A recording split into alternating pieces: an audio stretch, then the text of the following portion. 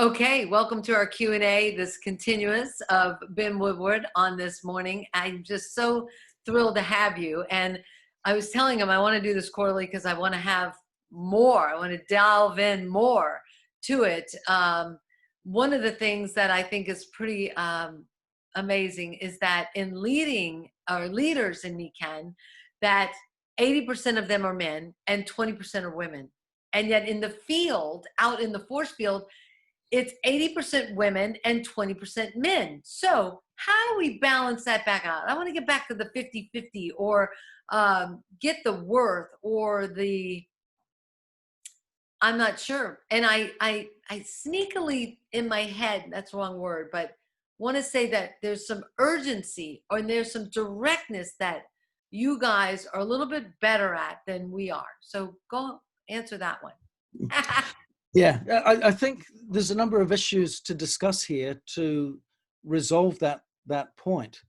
One is, first of all, you're right. There is a different swing in the leadership roles in regards to influence with the men versus the women. At least in what I would emphasize, at least in North America. Yeah, in Latin America, very different. All of the leadership. Probably 90%. I'd say 90% of the leadership in Latin America is women. So it's different there. But in North America, you're right. But what I would say is maybe some of the loudest voices are the men, right? And so let's start with that principle first of all. I had a friend that I worked with in the Netherlands a number of years ago that was a great leader and a great guy in network marketing. It was in a different company. And I would frequently go out to the Netherlands. I've been there more times than I can count now on business assignments. And but every meeting that I went to of his, he organized everything himself. Yeah, he organized the meeting. He did all the training. He coordinated all of the promotion. He did it all. He did it all. He did it all. And I remember saying to him, eventually you're going to run out of steam and your team aren't developing because you're keeping all the responsibility to yourself. That's got to change. Got to share it out, right? And so as a starting point and shifting the dial and the balance more to an even split, it is the responsibility of those that have a stronger voice, that are the men in our business, to be more generous with that platform and get more women on it with them. I think that's a starting point. I think Dr. Gary Lindner has done a great job. He's partnered, of course, with Heather Abbott, and Heather has introduced Ladies Leading Ladies. And I love that she has developed a platform there that is female centric. Men are not excluded. And as you've seen, I jump on there on a regular basis to participate and sit in the audience. And it's great to sit in the audience, right? And to see it all at play and to see it work. She's done a fantastic job there. We've got the, I keep on forgetting the name of it, Alliance to Royal group. Am I saying that right, Madeline? Because it was ATR. Yeah, it was ATR, Alliance to Royal. But that, I believe, is primarily led with women. Yeah. And so we do have some platforms and some places here. What we've got to do is give them a greater voice and acknowledge and recognize that as these places for the valuable contribution that they offer. And like I mentioned on our call earlier, men play an important part in facilitating that. Women are getting out there, reaching out and sharing their voice. They're creating these platforms, but the men need to do a better job to support, to sustain, to promote, and that type of thing. Which is why I deliberately have attended the Ladies Leading Ladies, not just because I enjoy participating, but to demonstrate that there are men that value and respect the voice of the women in our business. I think that's really, really important to do. No, And I remember you mentioned flow of what's going on in society today and the Zoom platforms and all the things. How can we create a little bit more urgency? The do it now motto. What do you say to that? It comes down to invitations that we extend. Yeah. What is critical is, there are fundamental activities in our business that we know are sequential. Yeah. So in order of sequence, yes, it begins with adding a name to our contact list. Then we need to nurture and build that relationship. That takes time. And at various points in the journey, we will know when the right time is to pluck the fruit from that.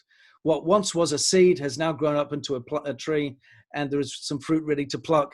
That law of the harvest needs to apply in planting the seed in our contact list to plucking the fruit where they join the business as a customer or a partner. Yeah. But here is the critical thing.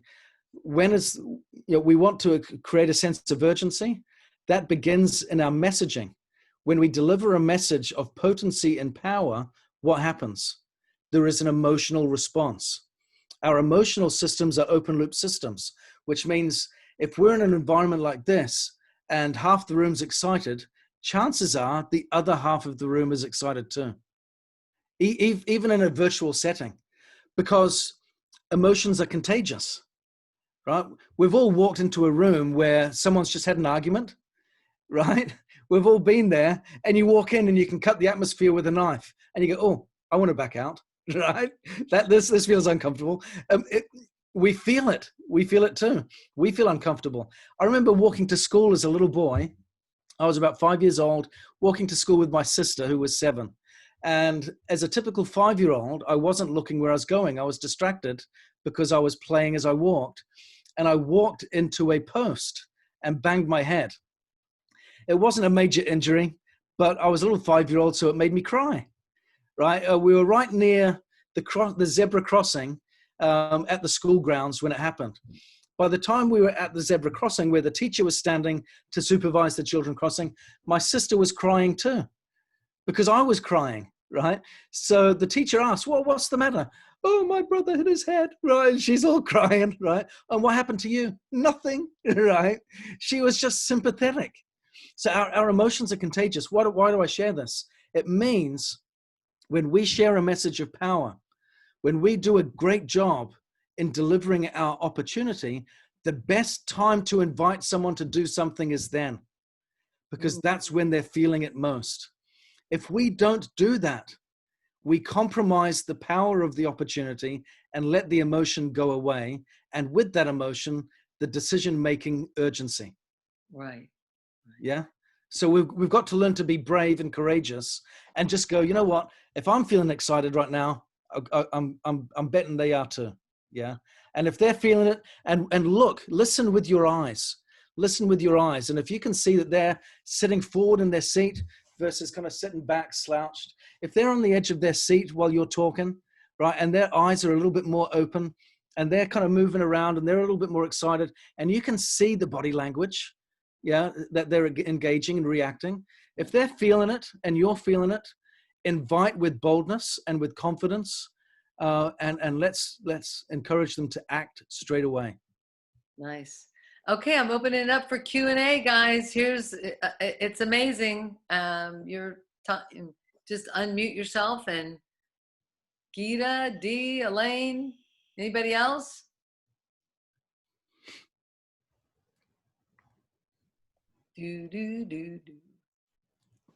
I'll show up tonight. This is just a general question about tonight. I know, Ben, you said it's going to be sort of a new version of The Better Way.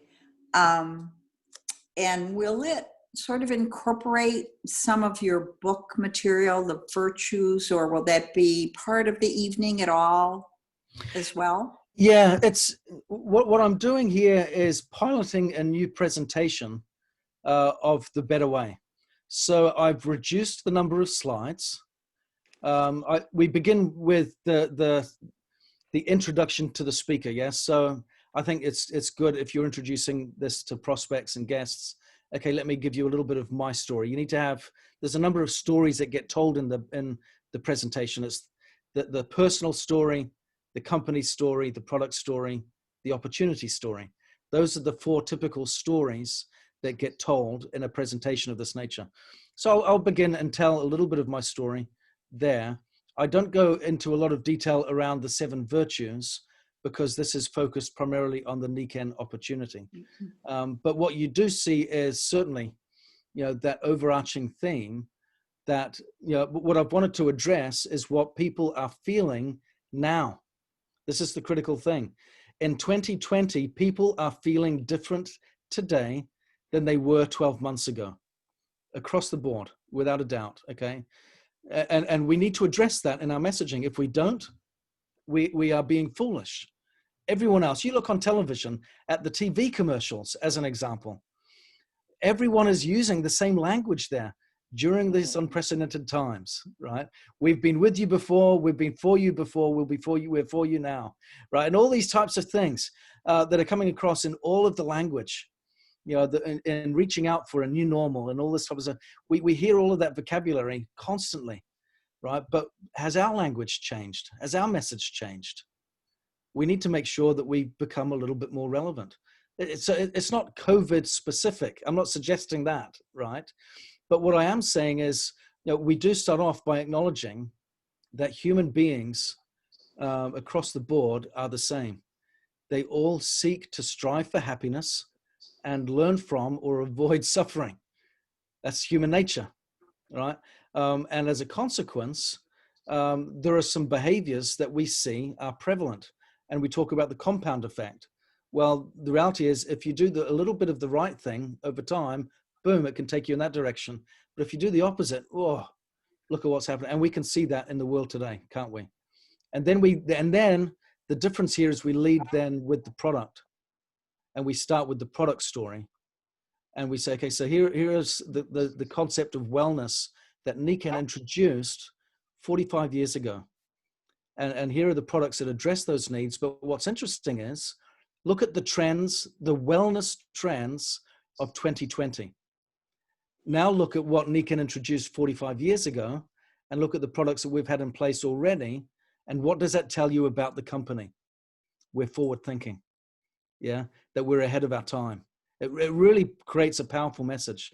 And then from there, we go into how you can participate as a business builder or a business owner, what the benefits are, what Nikken does, and the support system. And it's nice and simple. And the primary focus is, it's a business with a built-in plan, because we've got the incentive programs. And I think it was fortuitous that Barbara stopped the recording and started. I personally think if you can get these two recordings out, Barbara, two separate ones, and the recording from tonight, then we have 3 options to use to market future events, and also connecting the dots of what you just described in the first half an hour, this 10, 15 minutes, and then we're in the process of being and becoming. So we'll be changing. The better way will probably change a little more. You're not going to be the speaker every week. So how do others tie their story in and do what you just said? Connect those dots into the 2020 plan. We have a perfect pre-launch time now. 2025. It's 2025, not 2020. 2025. I apologize. Thank you. Yep, that's teamwork. That's teamwork. That's exactly what we're talking about. And being okay to say that, that's because our minds are going so fast, and our emotion is as well. So perfect. So I think it's a great direction that we're going in with the presentation tonight. Like I said, it's simplified. I would suggest that whoever presents afterwards, they just take out the slide that introduces Ben, and they put their own slide in that introduces them, and just put a few photographs of their own in, and away they go. And I love that. But fewer slides makes it more simple, but it certainly makes it a more relevant message, I think, leading with wellness. I'm going to underline something too, Ben, because I just think it's really important and privy, and Susan Carver does a brilliant job at this. And it's the delayed gratification. It's the delayed, you're building a business, you're planting seeds, and you cannot plan to live off of a brand new business in Nikken. But you can plant and build a future that only other people dream of. If when you do the due diligence that you're talking about, the ouch, that is in the grow. You know, Yeah. in the word grow, I love Temple Hayes says this all the time. And the word grow is the word ow, you know, because, Yeah. I think that's a really, really good point. And that's another thing that will take time for people to adapt to. Is a lot of people dream about having their own business and working from home. The work from home experience for many this year has not been the work from home experience that we've enjoyed. Yeah. Because so many things have been in lockdown, shut down, with so many other rules and requirements around it, that it's been a very different work from home experience for them.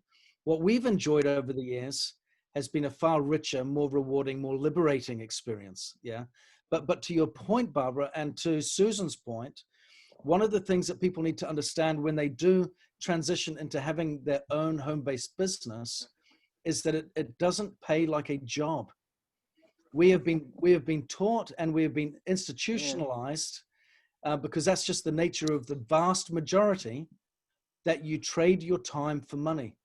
I go to work, I work for a set number of hours, I get a paycheck, and it's for the hours worked. I do overtime, I get more money, right? Maybe I get time and a half, maybe I get double time because I'm working on a special holiday, right? That type of thing. That's what we're used to thinking. And it is a journey. I remember when I left the corporate world and moved into the field, and I was having lunch with Bernadette McBurney and her husband, and he gave some great counsel because he's worked for himself for a while. He said, Ben, as you adapt to working for yourself, you're going to find it uncomfortable for a while. You know, and you may not like it as much as you think you will. And I was like, oh, you kidding me? I'm going to love this. You know, my schedule has been crazy for 15 years or for 20 years, right? I'm looking forward to being in control of it myself now. This will be great. And you know what I did? I immediately started treating my home-based business like I was still running the company. I put in all those hours. I would get up at a certain time. I would work all the way through the same time. And I was treating it like I was in the office, right?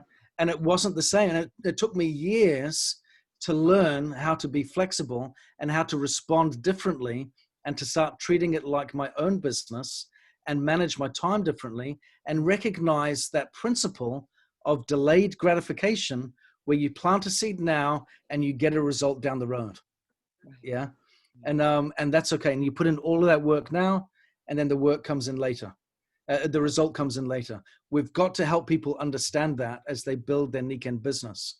We've got everything that you need to truly prosper well in Nikken.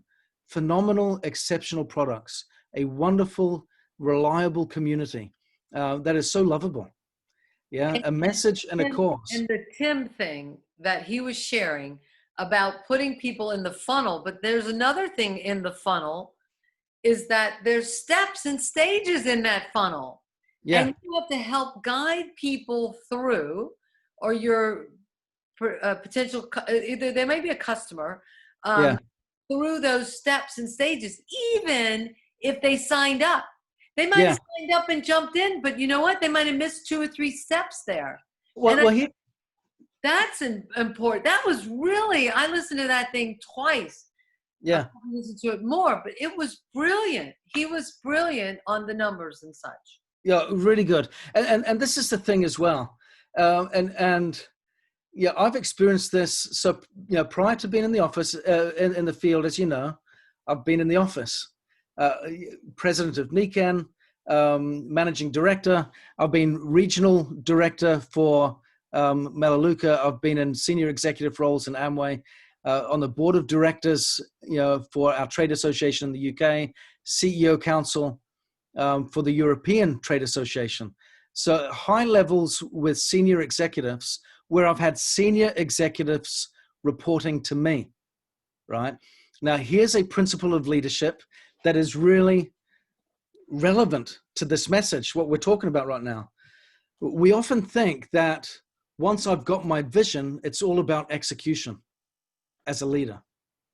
Yeah. I know where I'm going now. I know what I want to achieve. Now it's all about putting the plan together and then executing it. Right? That's unfortunately not the case. What I have found, even when you're a senior leader, a senior executive with a billion-dollar organization with millions upon millions of dollars worth of budget that you're responsible for, and you've got senior executives beneath you, and you share with them your vision in that capacity, where you've got authority and responsibility and respect, they still don't catch it in a moment. They don't come out of that board meeting and go, yeah, we're all on the same page. It doesn't work that way. Do I have time to share a quick story to highlight this? Is that all right? Yep, go ahead. Go ahead.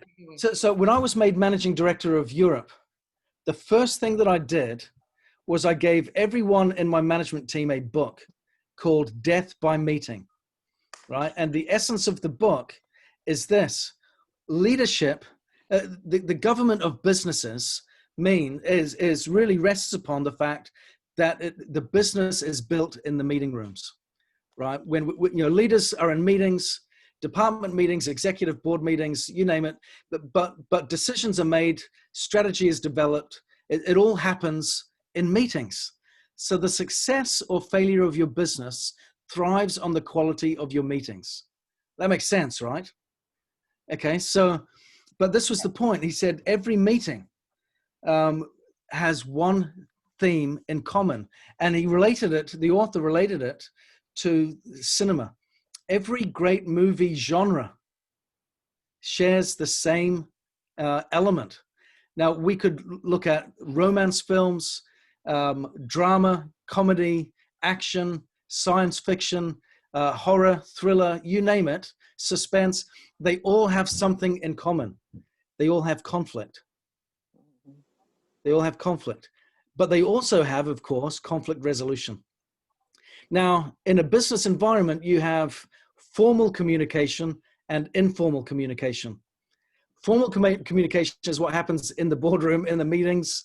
Informal communication is what happens at the water cooler. Yeah. When people are there talking around going, what does that guy Ben think he's doing? Right? He just asked us to do this. You kidding me? But in the meeting room, they do this. Mm-hmm. Okay, I'll make a note. Yeah. Right? Yeah. And so sometimes I would see that conflict happen right before my eyes. And I would encourage it to happen in the meeting rooms, right? So I would have a situation where I'd say, okay, I want to develop this particular project, and I'd see the customer services manager look up across the table at the IT manager, because I know what they're thinking. He's just given us more work to do, right? I'm busy enough, right? So they do this, and so rather than just leave it, I allowed the conflict to happen. Tell me, what's your thoughts? What are your thoughts on this plan? Put it on the table now. Okay, turn to the other side of the table. What are your thoughts? Put it on the table now. I don't want this happening at the water cooler. I want it happening here so we can resolve it and move forward. My point is that brought resolution and it helped us to move forward. But my point is this: if it happens at senior levels of executive positions in big companies, where people that have experience don't catch the vision in a moment, even when they're paid to, right, and it's their job to, do we honestly think that in the field, when we are independent and people are free to do as they please, that they will catch the vision in a moment with us just because it's great? No. So we need to have the vision, but we need to work that vision and continually help people to catch it. The great task of leadership is not just having the vision, it's the ability to communicate it so powerfully that everyone falls in love with it. Not just that they understand it, but that they fall in love with it so that they will become self-directed in the pursuit of that vision. That's what we've got to do. Help other people fall in love with the vision, not just inform and educate. Help them fall in love with it so that they become self-directed in their pursuit. And we then just help along. Ben, this reminds me of one of your calls when you said throwing out kisses. I said they're not good unless somebody throws the kiss back. Yeah, exactly. To fall in love. Yeah. Well, I think too, to have a vision big enough that other people can ride on your skirt tails till they get their own. Yeah. And I think the beauty of Niken's convention was to make it a global thing, to not make it, to underline our globalness and to create the vision for 2025 for all of us to be able to step into, and how to map it on to our visions so that we can have other people catch that vision along with us. Yeah. And I think that's the beauty of it. Yeah, that's got to drill down into our own activity. If our goal or vision is to pay my own mortgage, yeah, or to get my own self out of debt, or to help myself reach a place of security or balance, then the message that I'm sending out to others is, will you help me achieve my goal? Where's the inspiration there? It's icky, that, isn't it? Yeah. It's, let me be of service to you. My vision is so big that it encompasses your goals. What's your vision for your life? If you come and partner with us, we can help you to achieve your goals too. Yeah. That's the nice message. Yeah. And as a byproduct of me helping you achieve yours, a byproduct of that is mine will get achieved along the way. That's right. Yeah. And a wonderful nugget is, here's where I'm going. I'm going with or without you. Yeah. And I just want you to kick the tires, get the information, get all your questions answered, because I'm headed this way. And I thought of you, Susan, Mary, Joe, Joe, whatever, because of what you bring. Yeah. And I just want you to, my invitation is to do the due diligence, to get your questions answered, because this may or may not be for you, but you may know somebody. And exactly. it might be for them. Yeah. And that's the beauty of what we do in ECAN. Choices. Yeah. My success ensues as a result of helping you succeed.